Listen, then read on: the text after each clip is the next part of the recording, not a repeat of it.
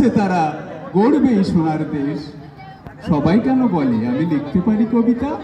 আমি তো শুধু লিখছি মা তোমারই গুণের কথা। তুমি যদি সহায় থাকো, নেই কোনো মোর ভয়, কিরণ দিয়ে করব মোরা বিশ্বভুবন জয়।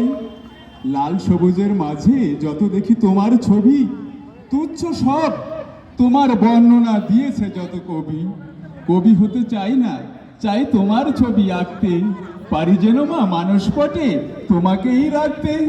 বিশ্ব জয় করতে পারি যদি থাকে তোমার ছবি, তুমি যেদিন বলবে মা সেদিন আমি হব কবি।